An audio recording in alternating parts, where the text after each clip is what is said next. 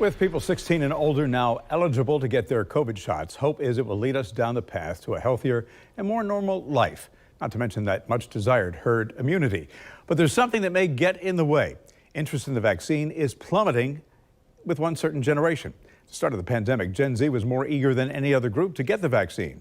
In 2020, NBC did a poll. Only 5% of those 25 or younger plan to skip getting the jab.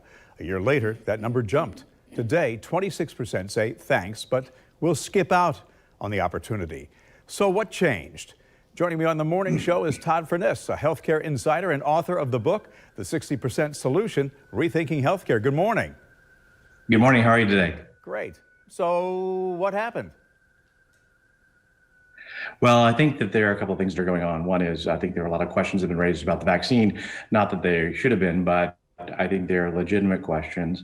And I think generally young people feel largely invincible to healthcare concerns, and they shouldn't feel that way. They ought to be concerned about their own health and the health of others. But I think the third thing would be we've got to figure out a way how to talk to Gen Zers. We've got to figure out how to target messages towards that demographic, and I don't think we've done a very good job of that thus far. Yeah, you mentioned it is fairly normal for younger people to feel invincible. So if Gen Z skips the shots, how do you convince them, number one, that it could have a long-term effect on them, and number two, it may have a far-reaching effect?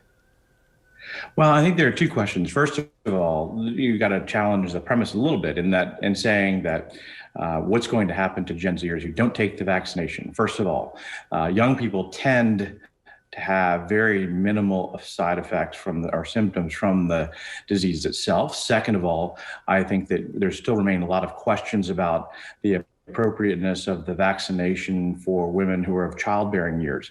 We don't know, because the vaccine is so recent, what, if any, implications it has for pregnancy or for a fetus. So we have to think through those issues. Then we have to say, what's the risk associated with Gen Zers not getting the vaccination? How many people will that affect? Having said all of that, if we want to convince Gen Zers to do so, then usually I think you have to tie it to a mission. You have to say, this is why it's important, and have them play a role in pursuing the mission. And the mission is the social good. And they have to feel a part of that and want to participate in it in order to feel a part of a community. I think you can't just simply say, you have to do this, because that kind of a forceful initiative will likely fall on deaf ears. Yeah, well, they think right now that, grandma and grandpa have the shot, so it's all good. We have to get them to understand that, their cavalier attitude might have a far-reaching effect on the rest of society. Todd Furniss, thanks much. Appreciate your time.